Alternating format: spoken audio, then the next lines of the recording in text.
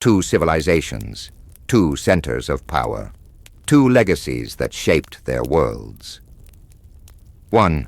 A university in England where scholars debate theology and philosophy in Latin, stone buildings, manuscript libraries, students learning the 7 liberal arts. The other, a magnificent island city in Mexico where eagles perch on cacti and temples rise towards the sky. Floating gardens, massive pyramids, warriors and priests ruling an empire. Here's what breaks your brain. The first one is older. The University of Oxford, with its medieval halls and Latin lessons, predates the Aztec Empire by 229 years. Teaching existed at Oxford in some form in 1096. Tenochtitlan, the Aztec capital, was founded in 1325. When Aztec priests saw the prophesied eagle devouring a snake on a cactus, the sign to build their capital, Oxford had already been teaching students for more than 2 centuries. This is the story of how our perception of history gets warped by archaeology, conquest, and the way we categorize civilizations. It's about what ancient really means, and why the Aztec Empire, despite feeling ancient, is actually more recent than a university that still operates today. Step 1. Oxford's mysterious beginning, 1096. Let's start in England, the year 1096. William the Conqueror's son, William II, is king. The Norman conquest happened just 30 years ago. England is still adjusting to Norman rule. And in the town of Oxford, something is happening. Scholars are gathering. Teaching is occurring. There is no clear date of foundation, but teaching existed at Oxford in some form in 1096. Nobody planned it. There's no founding charter, no grand opening, no official declaration. Oxford grows organically. Scholars attracting students, students attracting more scholars. It's messy, informal, but it's happening. Why Oxford? Several reasons. It's centrally located in England. It's got wealthy church patrons nearby. And most importantly, it's far enough from London to be independent, but close enough to matter. In 1167, Oxford experienced rapid growth when Henry II banned English students from attending the University of Paris following a quarrel with Thomas Becket. Suddenly, hundreds of English scholars studying in Paris need somewhere to go. They come to Oxford. By 1188, the historian Gerald of Wales gives a public reading to assembled Oxford dons. In around 1190, Amo of Friesland arrives, the first known overseas student. The university is international now, attracting scholars from across Europe. By 1201, the university is headed by a Magister Scholarum Oxoni, a master of scholars, who later receives the title of Chancellor in 1214. Between 1249 and 1264, the first colleges are established. University College, Balliol, and Merton colleges are the oldest. What started as informal gatherings has become structured institutions with endowments, buildings, and formal governance. Oxford is now a full university, and it's thriving.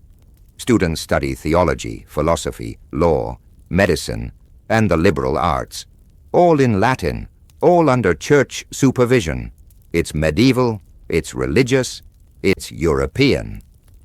And all of this happens before the Aztec Empire even begins. Step 2, the Mexica's long journey, 1300s. Now let's jump to central Mexico. The year is around 1300. A nomadic group called the Mexica is traveling through the Valley of Mexico. They believed they came from the mythical land of Aztlan, which is why later historians call them Aztecs. Around the year 1300, this nomadic group arrived in what's now central Mexico, traveling from perhaps as far away as modern-day Utah. But the Valley of Mexico is already crowded. Powerful city-states control the good land. The Mexica are newcomers, outsiders. Nobody wants them. They wander. They're driven from place to place. Other groups attack them. They're desperate for somewhere to settle, somewhere safe. According to legend, Huitzilopochtli, the god of war, the sun and human sacrifice, directed the Mexica to look for a sign, an eagle perched on a prickly pear cactus, devouring a snake. This vision would tell them where to build their city. In 1325, they find it. On a small swampy island in Lake Texcoco, they see the prophesied eagle. Nobody else wants this land. It's marshy, isolated, difficult. But to the Mexica, it's perfect. It's divinely chosen. The early years were difficult. People lived in huts, and the temple for Huitzilopochtli was made of perishable material. This is not a great start. They're building on a swamp. They have few resources. They're surrounded by more powerful neighbors. The Aztec Empire controls the region, and the Mexica pay them tribute.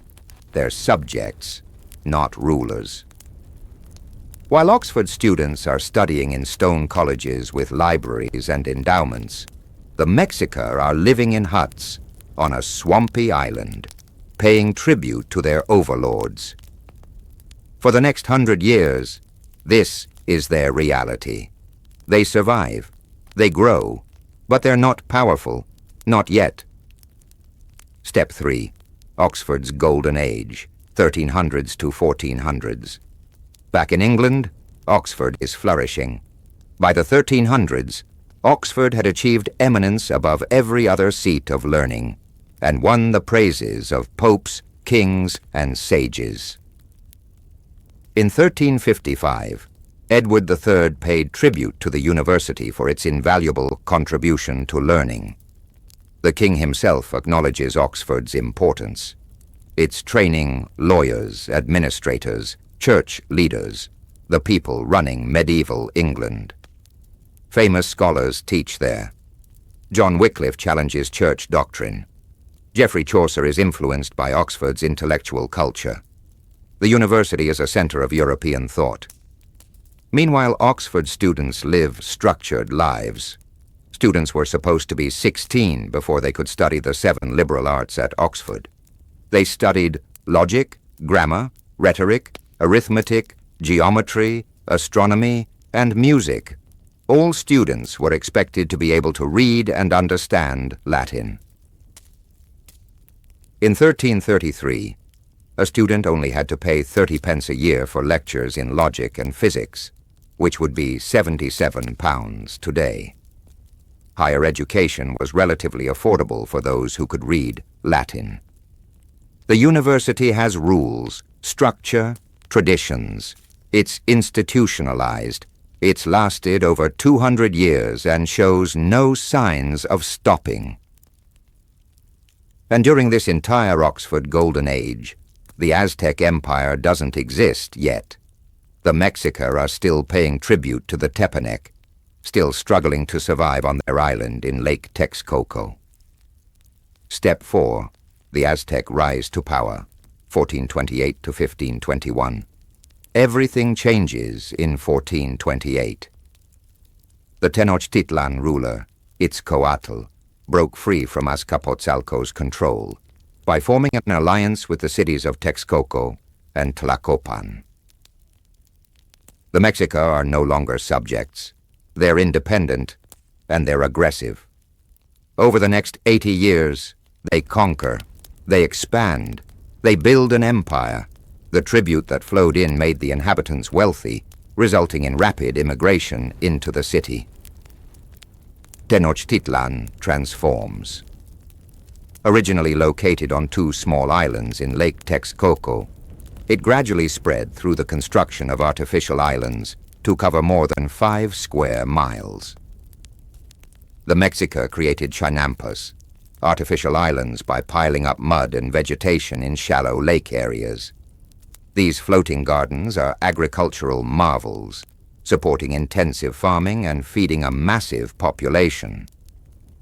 The population in 1519 was estimated to be about 400,000 people, the largest residential concentration in Mesoamerican history.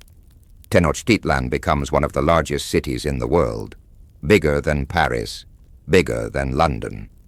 It contained the palace of Montezuma II, said to consist of 300 rooms, as well as hundreds of temples. The Templo Mayor, the great Pyramid Temple, dominates the city center. Causeways connect the island to the mainland. Aqueducts bring fresh water. It's magnificent, breathtaking. When Spanish conquistador Hernán Cortés arrives in 1519, he's amazed. He writes that it rivals the greatest European cities. But here's the thing. This golden age of Aztec power lasts less than a century. From 1428 to 1521, 93 years total. In 1521, the Spanish and their indigenous allies captured Tenochtitlan after a 93-day siege. The Aztec Empire is destroyed. Tenochtitlan is razed. The temples are demolished. Mexico City is built on top of the ruins. The entire Aztec Empire, from rise to fall, lasted less than a century. Oxford, by comparison, had been operating for over 400 years when Tenochtitlan fell. Step 5. Why this breaks our brain. So why does the Aztec Empire feel ancient while Oxford feels modern? Several reasons. First, archaeology. Archaeologists dig up Aztec ruins, and museums stage exhibitions about the Mexica. We literally unearth their civilization from the ground. That makes them feel ancient. Oxford? It's still operating. You can visit. You can study there. It's contemporary, active, living. That makes it feel modern, even though it's older. Second, conquest and destruction. The Aztecs were violently destroyed. Their empire ended suddenly. Their buildings were demolished. They feel like lost history, distant past. Oxford has continuity. What sets Oxford apart is its unbroken continuity. It's been teaching for over 900 years without interruption. That continuity makes it feel current. Third, how we categorize history. We think of medieval Europe as recent history. The Reformation, the Renaissance, these feel accessible, understandable. But pre-Columbian America, that feels ancient, exotic, distant, even though chronologically it overlaps with European medieval history. As the Smithsonian notes, Anne Frank was born in 1929, the same year as Martin Luther King, Jr. People we think of as from different eras actually lived simultaneously. Our mental timeline is warped. The Aztec Empire and medieval Oxford existed simultaneously. For 93 years, from 1428 to 1521, both were thriving. Oxford students were studying Aristotle, while Aztec priests were conducting ceremonies at the Templo Mayor. They're not separated by time. They're separated by geography and fate. Step 6. What this means. The comparison isn't intended to pit civilizations against each other. It's about perspective, about understanding how we think about time. The Aztec Empire wasn't ancient. It was recent, startlingly recent. The White House, whose cornerstone was laid in 1792, has been standing longer than the Aztecs presided over their capital. Think about that. The White House is older than the entire Aztec Empire's reign over Tenochtitlan. Oxford, meanwhile, has outlasted empires. It existed before the Aztec Empire. It survived the Aztec Empire's rise and fall, and it continues today, nearly a millennium after it began. What does that tell us? That institutions focused on knowledge and learning have remarkable staying power. that universities can outlast empires, that the preservation and transmission of ideas matters. The Aztec Empire was powerful, militarily dominant, culturally sophisticated. It controlled 6 million people at its peak, but it lasted less than a century. Oxford had no army, no territory, just scholars and books and ideas. And it's still here, 900+ years later. The final comparison. So here's what happened. In 1096, Oxford began teaching. In 1325, 229 years later, the Aztecs founded Tenochtitlan. In 1428, the Aztec Empire began. In 1521, it ended. The entire Aztec Empire's existence, from founding to fall, fits inside Oxford's timeline like a brief chapter in a much longer book. Today you can visit both. Oxford still teaches students. And in Mexico City you can see the ruins of the Templo Mayor, Aztec stones beneath Spanish colonial buildings. One survived through continuity. The other was destroyed by conquest. But for a brief moment in history, they coexisted. Medieval students studying in Oxford, Aztec warriors ruling in Tenochtitlan. Oxford predates both the Aztec Empire and Harvard University. It's older than we imagine, more enduring than empires. Next time someone says the Aztecs are ancient, remember Oxford is older, and it's still teaching. History isn't a straight line. It's a tangle, and sometimes the university is older than the empire.